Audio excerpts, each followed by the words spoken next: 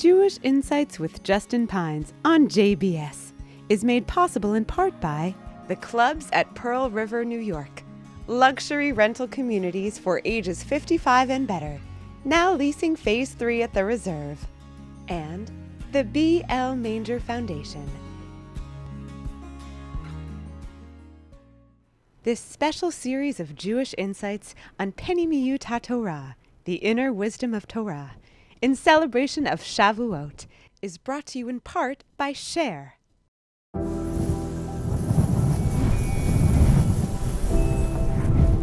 There's an inner rhythm pulsating beneath the surface. It whispers ancient truths, guiding the curious, the seekers and the dreamers towards something deeper, something timeless, something inside us all. Welcome to Pnimiut, the inner dimension. Welcome to Share. We founded Share to bring the Torah's deepest wisdom to life, providing a home for holistic and inspired living. We know that we need to meet people exactly where they're at every stage of their journey. This is why we partner with established organizations and dynamic entrepreneurs through 5 core channels to share this wisdom.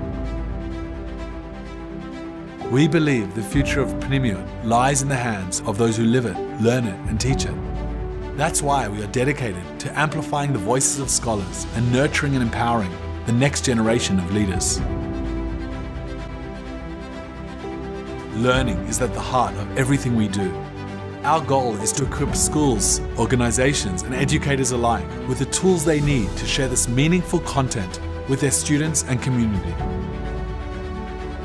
The digital world has democratized education, offering connections in unprecedented ways. From dazzling masterclasses to cinematic productions, from short-form bursts of wisdom to thought-provoking conversations, we are blending high-quality production with compelling storytelling to share Pnimiut teachings across the world. Nothing can replace an authentic encounter with a written word. Our publications aim to unlock the most profound Pnimiut texts for the curious mind. The goal of Pnimiut is to enhance our actual lives, whether it's connecting deeply at immersive retreats or sparking creativity through our gatherings and summits. Each experience leaves a lasting impact. Share's vision is for a world where the teachings of Pnimiut guide every moment of one's life. This is more than a mission, it's a movement. And the moment for this movement is now. As the Zohar says, one day, even children will understand the simplicity of the hidden wisdom that will be revealed to everyone. Welcome to Share. Welcome to the inner dimension.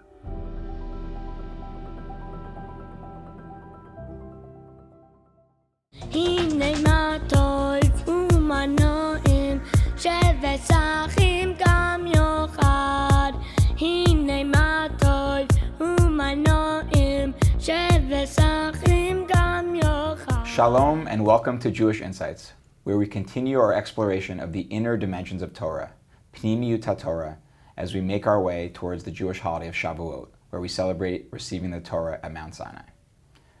When I graduated Penn, which feels like a very long time ago, the year after I left, I kept hearing from all my friends who were still there, people who had been a year below me, that they were doing something called the Maimonides Leaders Fellowship through an organization called Meor.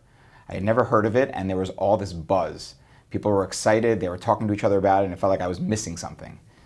The next thing I knew, I heard that one of my friends from Penn, a guy named Jack Cohen, who was the president of the class below me, was, instead of going to a high-paying job, running to Israel, to a place called Machon Yaakov, to study Torah after college.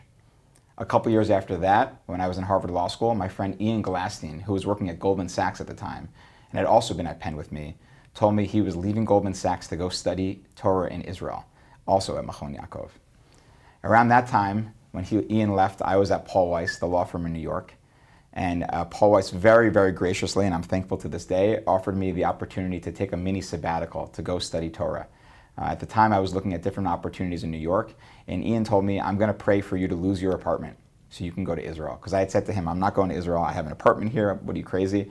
And Ian prayed for me to lose my apartment, and this is a true story. A few weeks later, I got a phone call from my landlord telling me that he had sold my apartment and that I needed to move out of it by the summer.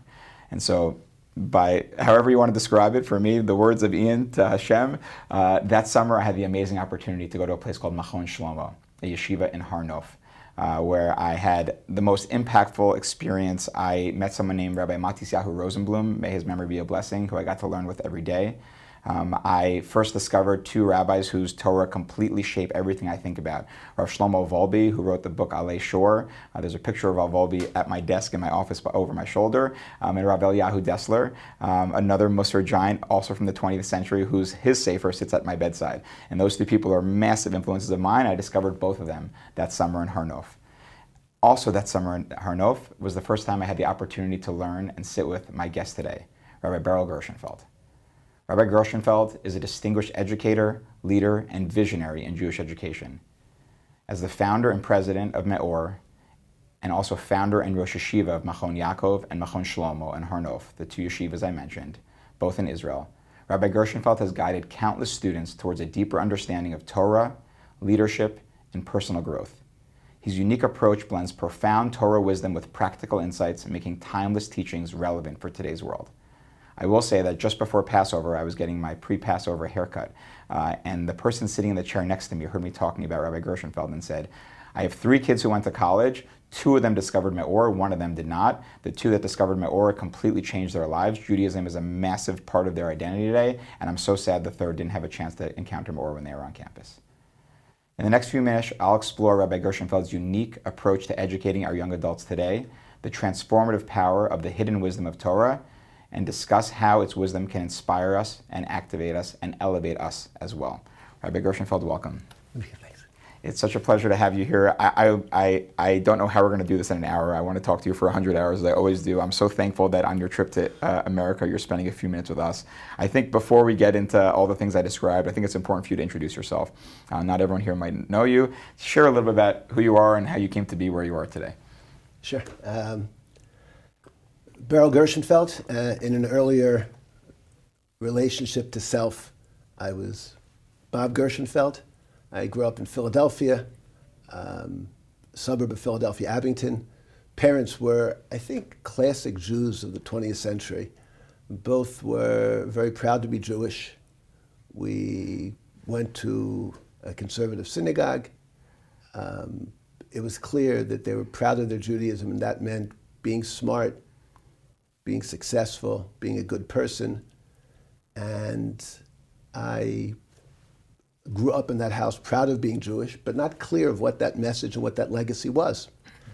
That, I think, at some point around 13 or 14, became a moment in my life when I felt there's a time for a pivot.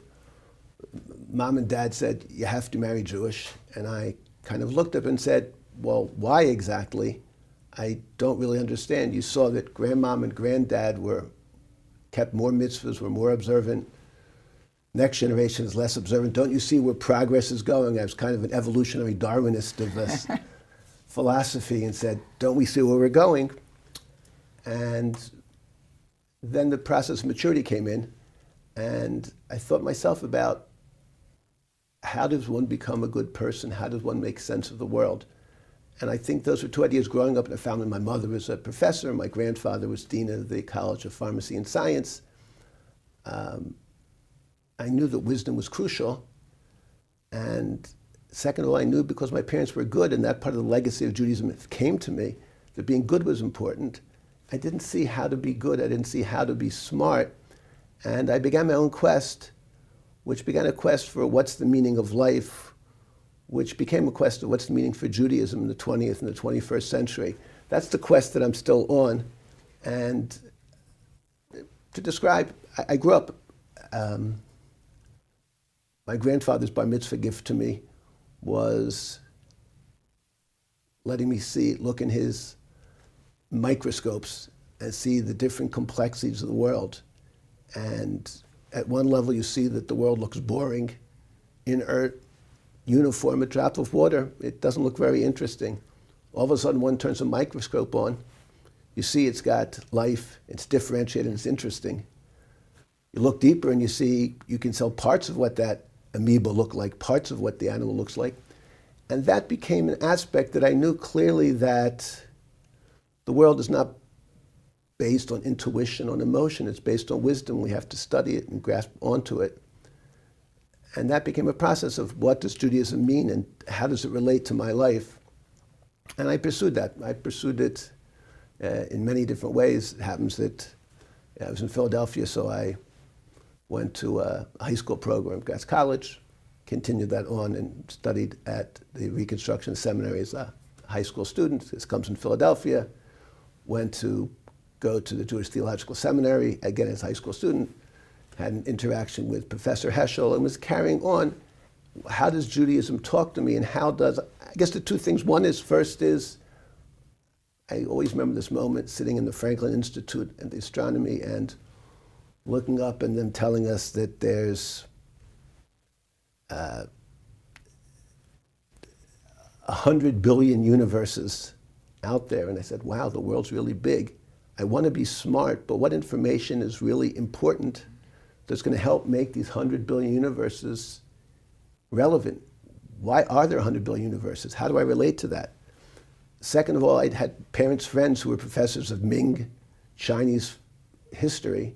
And I said, it's very good you're an expert at that, but how is that answering the biggest questions of life? How can a person be good? Why is man created? Those questions are the ones that inspired me, directed me, and I kept trying to understand what's the wonder of life, what's the meaning of life, what's the purpose of life, which I really think is our Jewish legacy. And I pursued it. I went to college. I wanted to, being Jewish was to me was being smart, being good, making a better world.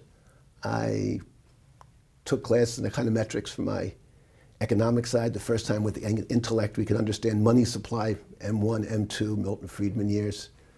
Computers just been brought into the academic world. I studied urban planning and urban economics to try and make a better world. And going along with this was studying how does a person make himself a better person? Mm-hmm. How does a person find meaning? And I continued to pursue that until I realized that for me, Judaism was a foundation that would give meaning to my life and answer the major questions of society that was in front of me. And I had to learn it with more depth and more understanding. When I went to go to Israel to learn after graduating university, I'd already been to Japan. I wanted to check out. I went to Sophia University. I studied there, looked at Oriental wisdoms to see a vision of the world. I was trying to understand and grab on. And the Judaism I was looking for was a Judaism that was wise, profound, and relevant. And I looked for teachers, like you said, teachers who taught in the Rav Wolbe tradition, who I was able to learn from quite closely. Rav Dessler's tradition, I learned from one of his greatest students. And that Torah inspired me and answered my questions. I was thinking about going back to law school. I'd gotten into law schools, but I realized somebody else would be a lawyer. I realized that I think my special upbringing was to make a connection between the potential of Judaism and the 20th century, a new generation of people. And that's been my vision and goal, which is to help people recognize that Judaism is the answer to many questions in life. That how do we find meaning? How do we find purpose? How do we find goodness? You're not going to find that in most areas of secular studies. And that's the special greatness of Judaism. God made us, as the Torah says, to be a leader of nations, a meleches kohanim v'am kadosh. And that's our legacy, that's the goal. That's what I try to teach the students, that everyone has inside themselves. We're made in God's image. We can live a life of greatness, we can live a life of purpose, we can live a life of goodness. But we do it by being smarter and understanding the world better. And that's what inspired me. I share that with people, what inspires them also. There's classically a famous interaction that John Albee, the great literary critic of the 1850s, describes, that he was trying to figure out whether to go to one of the two great philosophers of the 1850s, whether to go to Emerson, who was at that time the dean of Harvard, or go to Thoreau and study at Walden about the philosophical aspects of life. They have a debate in front of him, and he describes at the end that finally Emerson said, you must go to Harvard. At Harvard, you can learn all the branches of knowledge. You can learn botany, biology, classics, physics, astronomy. Thoreau then responded and said, that's exactly why you have to come to Walden first. Branches are very, very valuable, but without roots, they die. First, you have to have the roots of knowledge, and then you have the branches of knowledge. That's my vision of Judaism for the 20th and 21st century. The Judaism gives us the roots of knowledge, which makes all the branches we develop later on extremely valuable. That's the idea I tried to share with the students I have. That's the vision we have, that by having roots, we can now enjoy the branches, live a full life, grab on, but that comes by understanding the wisdom and depth of Torah. We can't learn Torah the way it was taught in Sunday school. We have to learn Torah in a profound manner. We're talking about Pnimius Torah today, the depths of Torah, and that's what the Torah that awakened me and that I try to share with people, a Torah that's relevant and vital. Just like my grandfather showed me that a drop of water looks uniform, uninteresting, but when you turn a microscope on it, you see the diversity, the depth, and the wonder. I want people to become a connoisseur of life, appreciating, understanding it. That's what helps us understand. That's my life story. That's what I'm trying to express and share with people. From where you're sitting, what are the building blocks? You want to, let's start with Meor, which I assume is the first touch point. I assume the yeshivas are later. Let's talk a little bit around when you are approaching a student on college campus and you want to teach them the depths, that you want to teach them the roots that lead out to all the branches they're studying on campus. What are you going for, to use your language? Great. The name Meor, it comes from the word for illumination. It means light, and it comes from a certain medrash. The Torah says, Jeremiah says, Osi azvu, you've left me, the Torasi shemoru, but keep learning my Torah, because the light, the Meor Torah, will bring you back to goodness.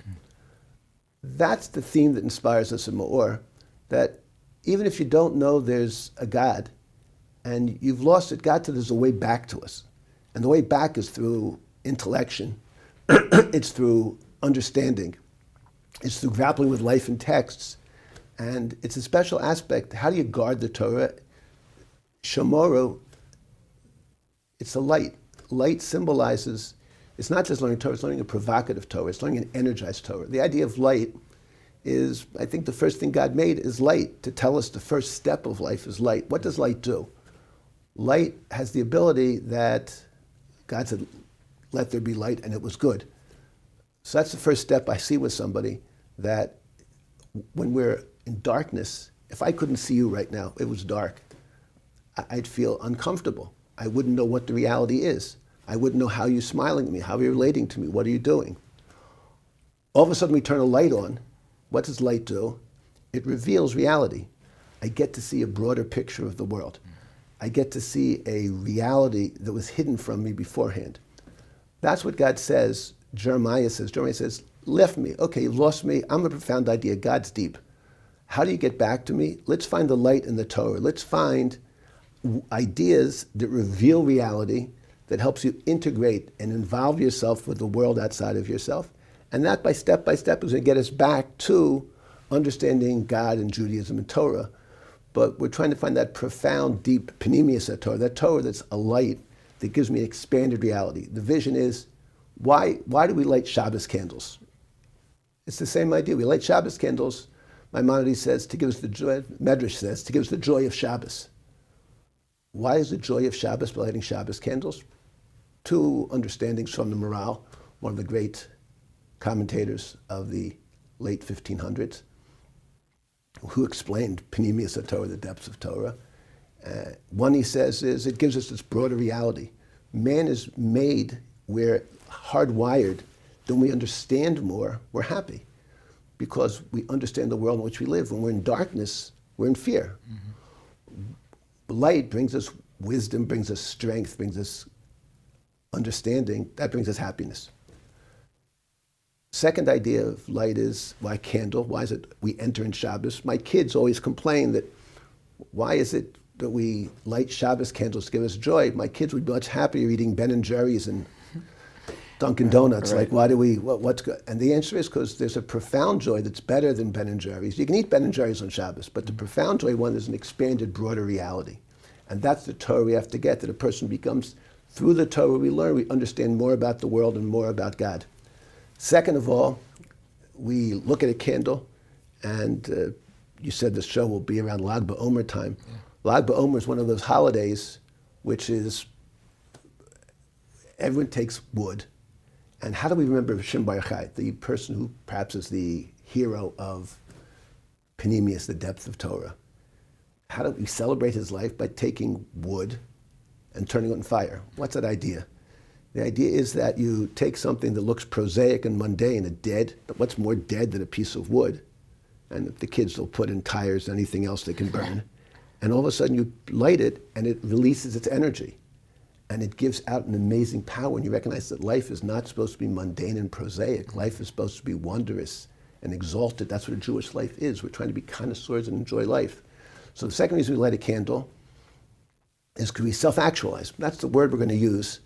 That I used to think people would come up and say, oh, your mother is a professor of psychology. That's why I use the word self-actualization, like Maslow and Rogers. And of course, at first I thought maybe she's right. And of course she was. She may be sensitive to these ideas. But you look at the Rizal and the Maral, the two great leaders of Panemius Torah, they use the word mikoach el poel, self-actualization, all the time. And that candle, you see the candle, and a person's life is like that candle. It's boring paraffin. All of a sudden you light it and it bursts into energy and it gives out light and energy. That changes the world. So the class I'm trying to do is, the word Meor is to create light. I look at every student, I know we're made in God's image. I know that student can be great, he can be heroic. My mission is to help him see more so he's happier and feels more comfortable in the world. Knowledge is strength. And second of all, to help him self-actualize and turn his potential into actualization. He's made in God's image. That's the most important verse in the Torah. The Gemara tells us that this is the book of the generations of men, in the image of God he was made. And when I look at a student, when I look at every human being on the planet, they're an IPO project for me. It's a project that we know can be great. It's my mission, and it's Torah's mission, and it's God's mission to help that person bring out that greatness and that goodness and that godliness that's inside of him. So yes, we do want to engage through wisdom, a deep wisdom, a relevant wisdom, a wisdom about goodness, a wisdom about practicality and relevance. My Panemius Torah is not mentioning spheros and deep ideas that are abstract and arcane. It's got to be down here. How does it help a person grow? That's why I like the Maral and the Ramchal, who direct their wisdom to helping a person self-actualize and find meaning in life. That's what we're trying to go for. Now, of course, after that, we do need wonderful Jewish communities, and we do need wonderful mentors, and that's part of what Meor does. We're on 22 campuses, over 60 educators, 5,000 students, and we're trying to help them recognize that Torah is a way, Judaism is a way, to help them understand life and understand themselves and express their potential and bring themselves out in the world much more firmly and much more proudly and much more idealistically. And therefore, like you said, when you met the students, they're excited, that brings excitement. So if we help create people, the generation, like Adine Steinsaltz famously said, our generation, it's not a question of let my people go. Meor's vision is let our people know. And know profoundly in a panemiistic way that's relevant. That's what we're trying to look for. What's the playbook when you're sitting? I know, and I also know, and I've experienced how you approach every student differently, and I think that's super important. But is there a general trajectory where you see this is the journey towards, these are the steps towards doing those things you described?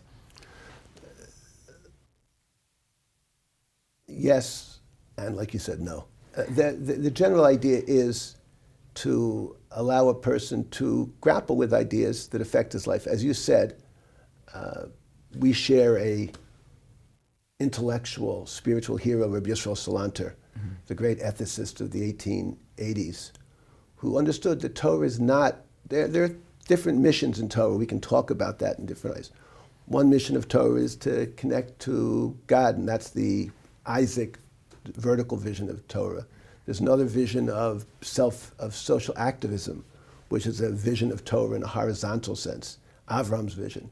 There's a vision of Yaakov, which is Jacob, whose vision is self-knowledge and understanding. And that the purpose and perspective and goal of Torah is to make us an Adam Hashalom, make us a complete human being. and help us develop all the different aspects of who we are. The Kuzari classically says beautifully that we're asked, I don't understand you Jews, what makes a holy man?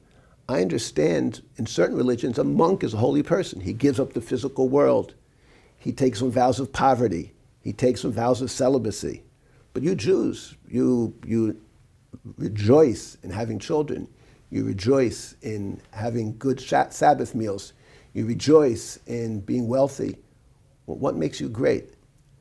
So Rabbi Yehuda Levi in the classic Kuzar of the 1100s says, he takes Plato's metaphor from the end of the Republic and flips it on its head and says, we understand that a great person is a person who's a king over his kingdom.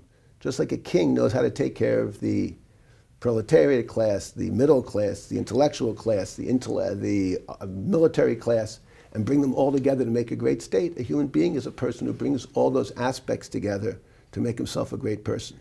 So the message is, we want to show how Torah in many, many different ways helps you become a holistic personality. So we'll talk about relationship to community, relationship to self, relationship to strict justice, relationship to kindness, relationship to a land of Israel, relationship to a nation of Israel, individualism and communalism. We'll try and explore in 10 Maimonides classes all those big ideas in a fairly fast-paced manner. And then very important to Meor is that there's a great mentors. The rabbis on campus are unbelievably devoted, broad, and caring people. And then afterwards, okay, how does that idea resonate with you? How is it going to work out with what's going to happen? After we do that, there's often an experiential part that's important, that we'd like people to take an immersive trip and go to Israel, go to Poland, see, it's one thing we all know I like doing it, that lots of things you learn in physics class are not intuitive. They're not commonsensical. You first tell a person that the Earth is revolving around the sun, doesn't make sense. You look at people. I had a very wise professor once tell me that you Jews are the only ones getting it right. You're trying to look at the world as it really is. He says, can you imagine if someone graduated university and said, I believe that the Earth is the center of the universe. We'd call him a primitive medievalist. But 99.9% of the people on this planet, every night as the sun sets, they see the sun setting and the sun going down, which is profoundly wrong. Mm-hmm. The intellect has to be integrated into who they are, and they have to see the Earth turning from the sun. If a person practices for 2 weeks, and you see the Earth turn, and the sun stays still, it's a profound reality, a profound vision all of a sudden of how knowledge has to impact my vision of the world. When we have those visions, we see that my goodness has to overcome aspects of short-term gain and monetary success, then we start getting to the ideas going. So we try to then take the intellect and have it become experiential and existential for the person to grow. And then the process is off, and it becomes, like you said, very individual. Beautiful. Just like a coach coaches everybody differently, we got to coach every student differently. And I believe that God made, there's some reason, it's the Gemara. Gemara Sanhedrin says that God, the beauty of God, is he did make everyone alike, he made everyone different. He says a regular coin person prints all the coins and they're the same. The greatness of God is everyone's different. We know that every RNA, DNA is different, and that means that every student is different. We have to bring out profound differences. I go to the airport, and usually I'm pretty tired when I get to the airport. This is not an advertisement for Clear now, but it really works great. But I walk up, and I walk in the line, so it's great that I save half an hour by going to Clear, but that I walk up, take my glasses off, and they put this light in my eye, and they know exactly who I am. And it's wondrous, it's profound. You're ready to dance. That of the whole world, my eye is so unique that they can come up exactly who I am from the 8 billion people on the planet. That's the greatness of being an individual. So Meor's trying to help with those two aspects of the growth, the intellectual and the communal, and then connecting people to mentors and community to help them grow as good Jews, good people in society. Amazing, beautiful. I have so many questions. First, I want to just pull out a phrase you said on the path there, which is an Adam Shalem, the idea of what it means to be a complete human. I think that's, it was in there, but I want to just pull out for people this idea of the goal of life not necessarily being what you might think it is, but the goal of life to become a complete and balanced person. Just say one more sentence on that. The greatest joy we should have in life is recognizing that we are invested with godly traits, that it's our mission to develop and actualize. And the worst thing in life is to be bored by oneself. God made us a gift. God made us wondrous. And Job can have his questions, and it could be heretics can have their questions. I have a problem with God right now that I don't understand why he only gave us 120 years to explore our greatness and explore this world. There is so much that I don't know. There's so much that I understand the world better if he gave me more time, and I have to sleep 8 hours a day in the middle of these short 120 years he gives us.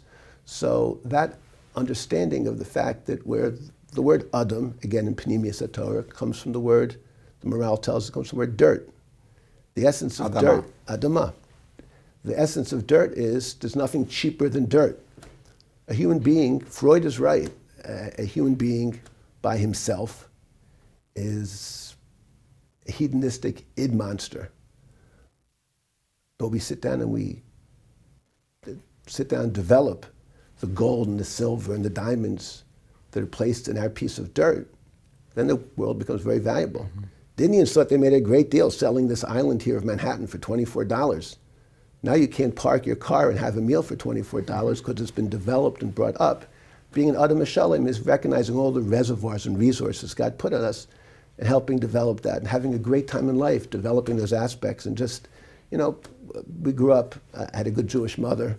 She made sure that I had to actualize my abilities to play music, I had to actualize my sport abilities, I had to be a Boy Scout. These are all different aspects. With training, they gave me great joy of the world, great expression of the world, great sense of my Tselem Elokim, my divine image. Adam Shalem is, God gave me a piece of ground. My mission is to develop that, and it's going to be a great job to see what God put in my portion over here and go for it. That's what we're trying to develop for. Beautiful. All right, second question on what you just said was you talked about kind of knowing something out there versus internalizing it. I've heard you use the Chabad, Chochmah, Bina, and Da'at before. Will you just say what that is and explain it a little bit? On one foot. On one foot. Yeah, sure.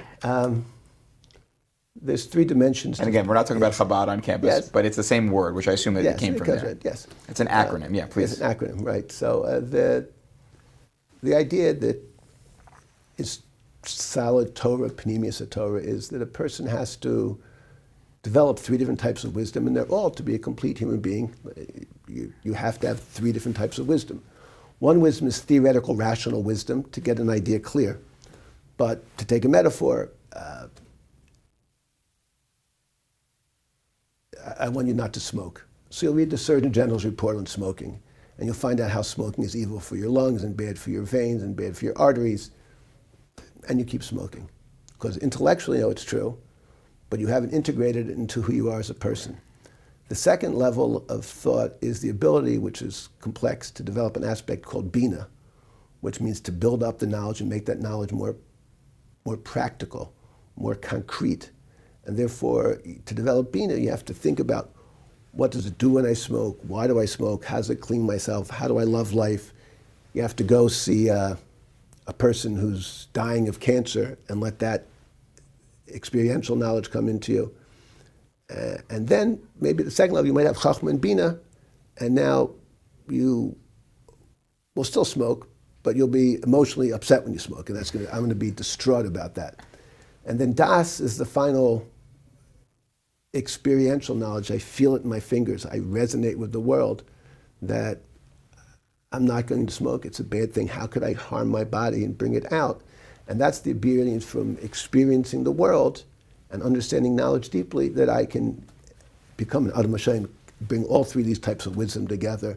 That's the mission, and that's why Jewish learning is such a life, is such an elegant process of trying to bring all 3 of these ideas together. Without all 3, there'll be a hole, and just like if you're a football team, if you if you're not a 3-star, 3-tool, 5-tool athlete, they're going to find your weakness. So same thing with human beings. What do you hope the students who go to Poland before they go to Israel, what are you hoping they take away from that experience?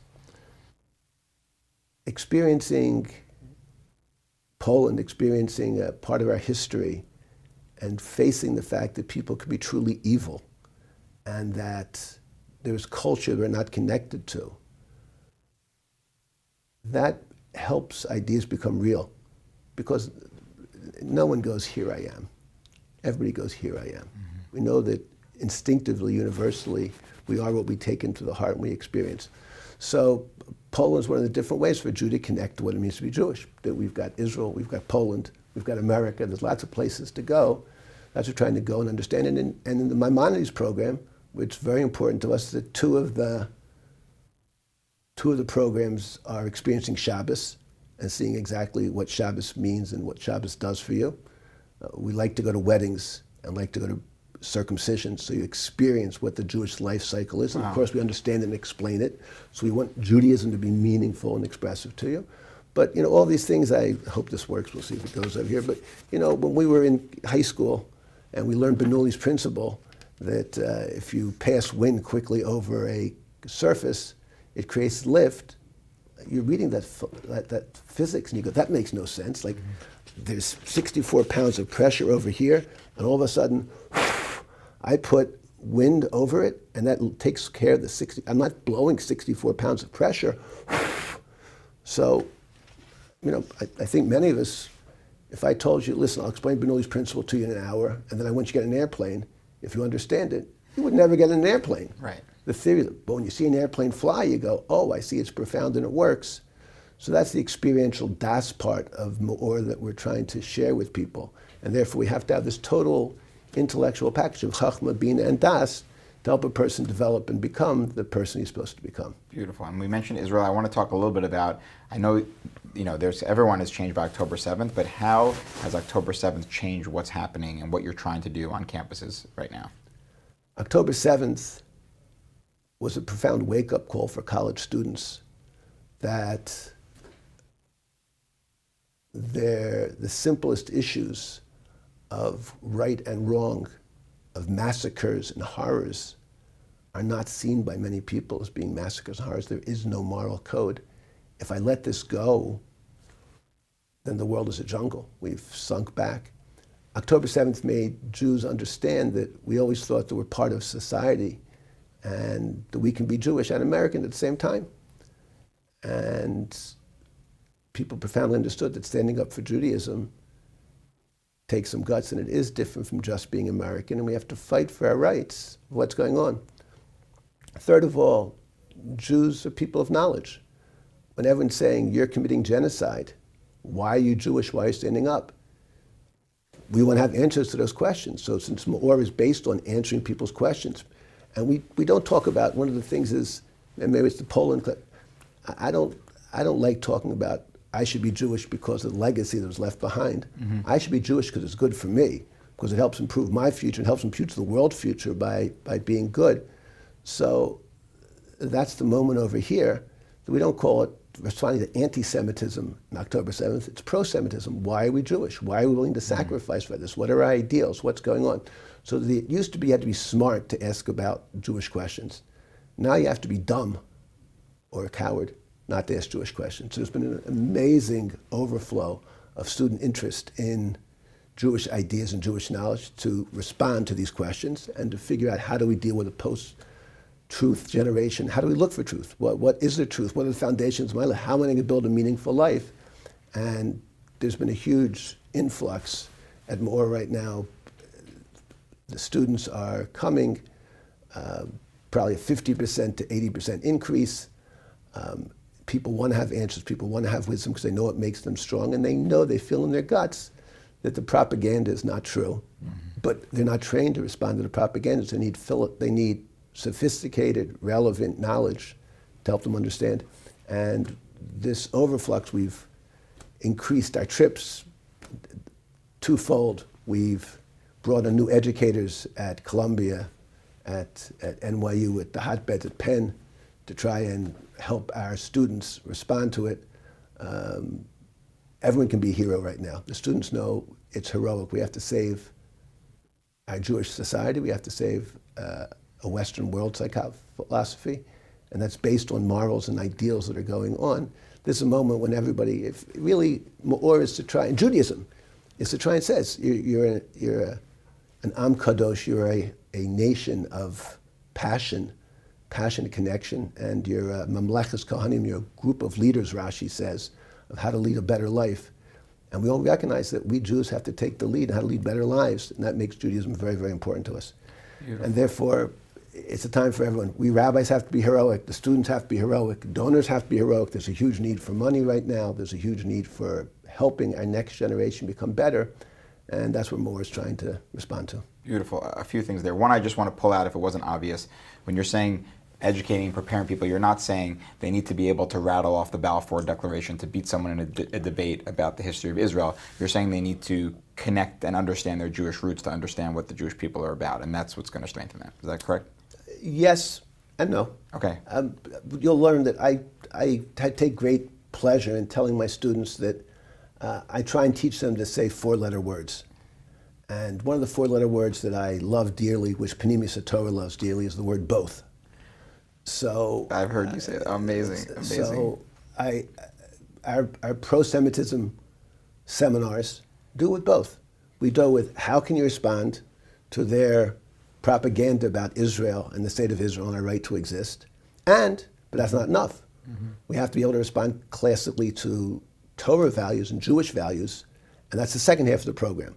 So we all our pro-Semitism offerings deal on both, because the job of an educator is to be relevant. Mm-hmm. There is no, and that's the key perhaps to our Rabbi Yisrael Salanter shared vision of Meor and of Judaism, is my mission is to be able to answer the questions that engage my students.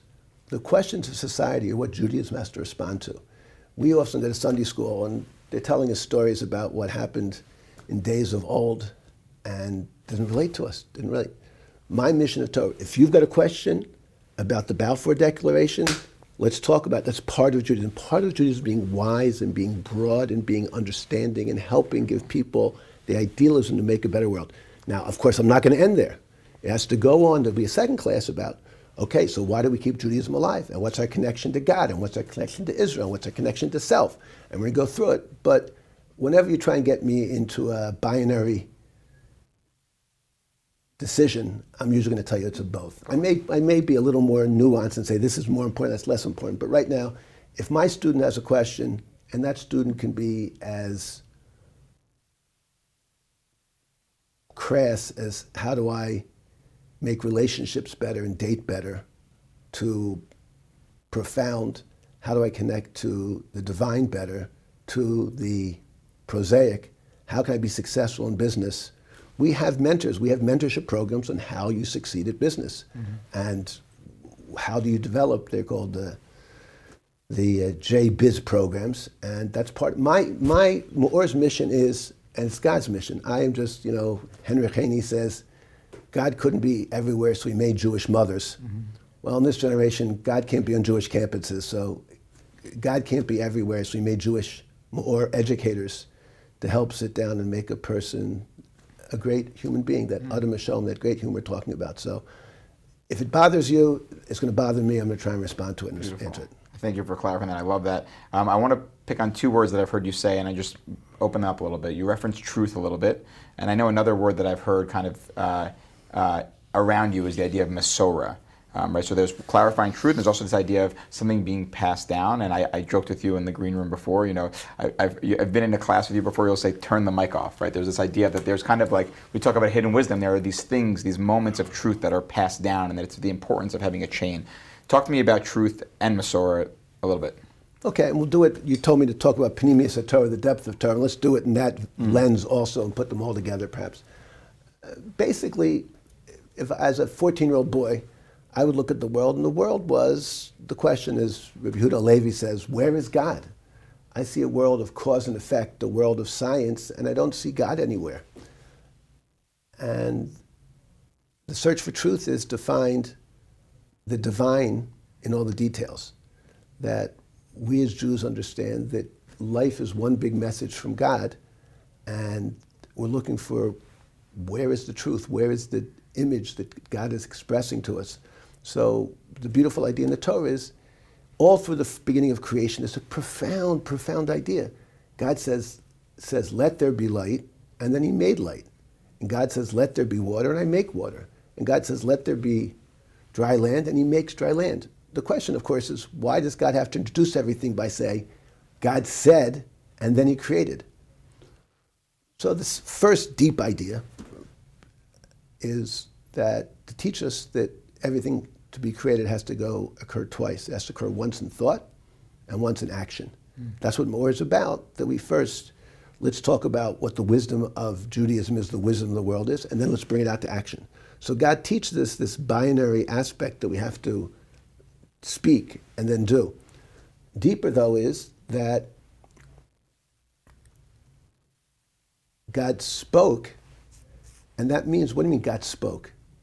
It means that everything that God created is communication between man and God. Pnimius Torah reveals how that vision is expressed in the world. The world is not profane. The world is not, right? We have three options. One is, many religions think that the world is profane. You have to get out of the world and move beyond the world, be ascetic, and be mystical, and rise above the world. The world is evil. Physical world is evil. Second way is the Greek vision, science vision. The world is instrumental. It's neither good or bad. It's how we use it. Judaism believes the world is holy, that every aspect of the world expresses God's wisdom. God spoke, and he made light, and therefore when I understand light, I'll understand the world. In Hebrew, the word, my Rebbe, Reb Moshe Shapiro, would always say, the word for object is a Greek word. It just means a thing. It has no meaning. It's prosaic. In Hebrew, the word for thing is dibur, devarim. It speaks to us. The world speaks to us. That's profound. We're looking for the truth of how is God speaking in the nation.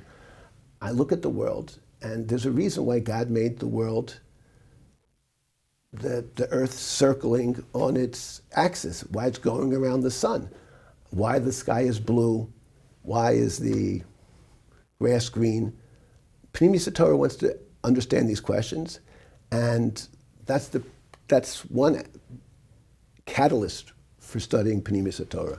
I want to see, as Abraham saw, God in the world right now in front of me as much as I can.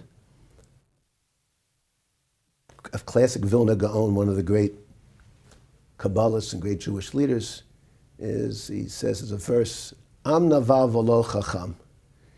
God says you were a foolish nation, you weren't smart. And the translation, the Targum Onkelos from 100 says over there, you're a foolish nation, you received the Torah. Vilna says, what do you mean foolish nation, you received the Torah? It's great to receive the Torah. Like, no, you should have been like Abraham, that you could have seen God in the natural world before you had to learn a text. The text is a way to get to seeing the world. And now at our level, we probably need that text. But the first aspect of truth is seeing the beauty and grandeur and wonder of the world around us. The second aspect is that something profound happened at Mount Sinai. And that's the Masorah we have from Mount Sinai. And again, when we learn the traditions and legends of Judaism superficially, it appears just like mythology, like primitive, ancient myths. But our Masorah is that there's a living Masorah, a living tradition understanding, and our great rabbis, the Maral, the Vilna Gaon, awaken and show the depth of what that Masorah is, what that tradition is, and how every word's exact. The reason you don't see the beauty of the Torah is because you don't think deeply enough about it. You don't understand what that word was chosen and not this word was chosen. And we work, and that's what we try to do, is connect ourselves back to Mount Sinai. The famous verse in Proverbs is, listen, I'm telling you princely words. The Gemara in Shabbos 88b says, listen, hear the words profoundly. And Rashi says that oskin be called kocha ledas sodam. You have to occupy yourself with Torah to know its secrets, to know its depth, to know its beauty.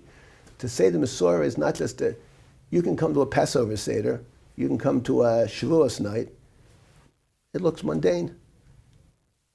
But when you understand the Masorah and see the depth that's hidden in that, and you get it from a Rebbe, that's profound. We're coming up on Shavuos, and we talked about that. It's a strange thing. You'd have to ask a question on the Masorah.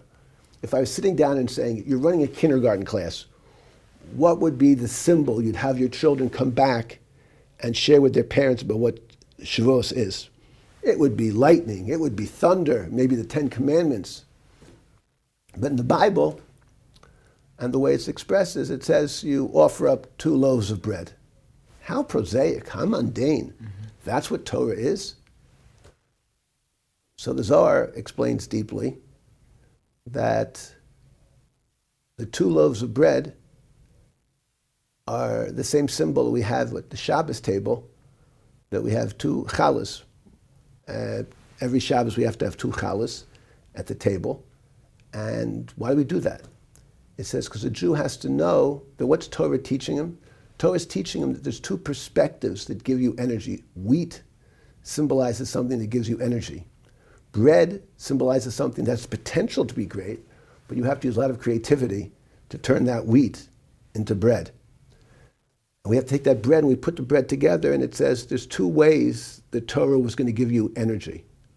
One is by spending and looking up at God, thinking about God's perspective, God's impact, and thinking about divinity. The second way we're going to get energy is the second face. It's the face we look down at the world and we see, how can I make the world better? What is the wisdom I learned from Judaism here to help me make a better, more beautiful world, more expressive of God? And the mission is to put those 2 loaves together. So we have to be looking up to the profundity and understand the beauty of our Masorah and the ideas that aren't intuitive. And then we have to look down and say, okay, now how can I use those insights to make the world better? And all of a sudden, what appeared to be prosaic becomes profound. And what appeared to be ritual becomes a message that at every Shabbos meal, I'm going to be looking up to try and think about something profound in Pnimius Torah, like you're calling it, and something down that's relevant. How can I make the world better? Put the 2 together. That's the Torah I'm living with. And that's the Masorah, that the Masorah by itself looks like it's mundane, ritualistic. We all think of it's a beautiful play, tradition, right? Tevye and Fiddler on the Roof. But that kind of Judaism is Judaism that we don't connect too deeply. The Judaism we try to express in the 21st century is a Judaism that makes Torah profound and relevant by understanding the depth of the Masorah and making that message sophisticated and relevant to the generation we live in. Beautiful. I want to ask you, one more word that you used was Kedusha, which I think, if I heard you, most people translate it as holiness. I think I heard you say connected or something about being connected. What is the word Kedusha, which is such a core idea of Judaism? And you're correct.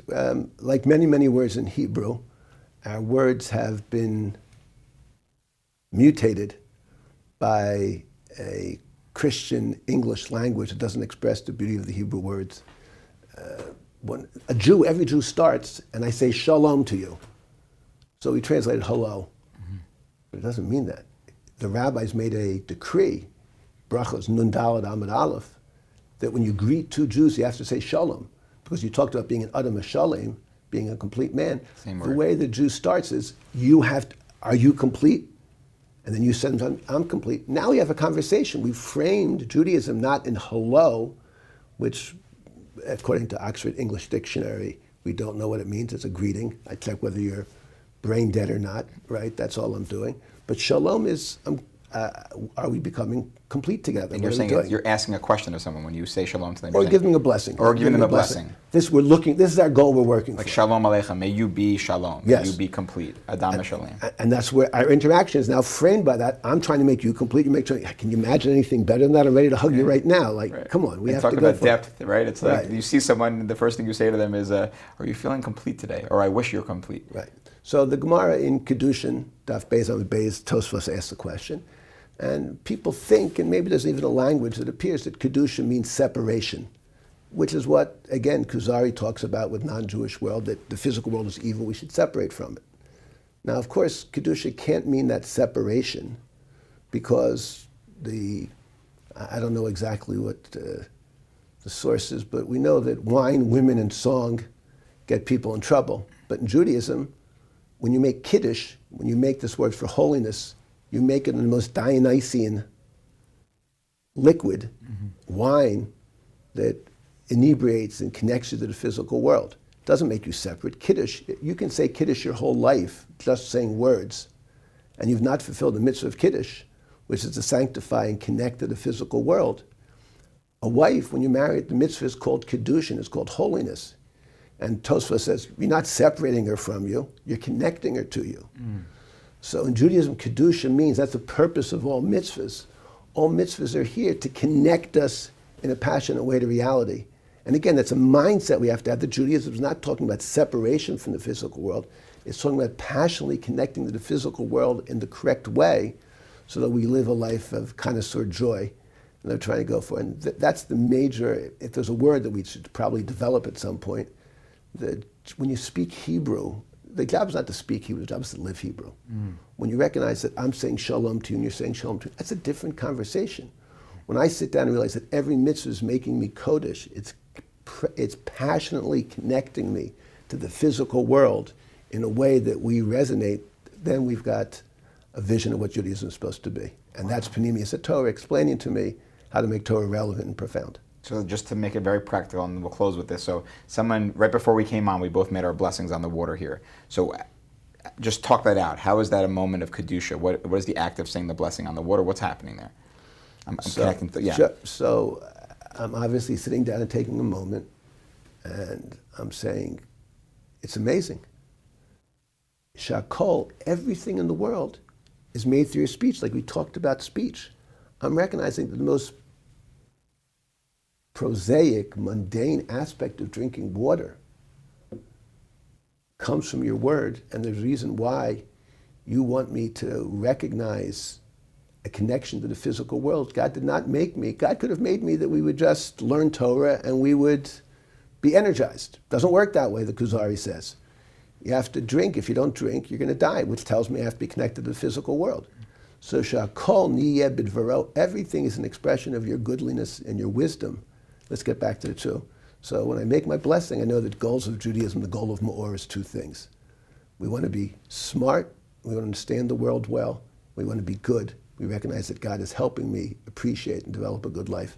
And that's the blessing does it, and that makes you a connoisseur for life. It's like anything. How does a wine connoisseur enjoy the wine?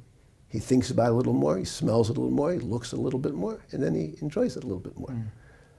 We want to be a connoisseur of life by making our blessings, the Alter Slobodka says. Rabbi Gershenfeld, thank you so much. May you have a meaningful Omer and a Chag Shavuot Sameach, and we're so grateful that you came in today. Thank you so much. Great coming back together with you. Amen.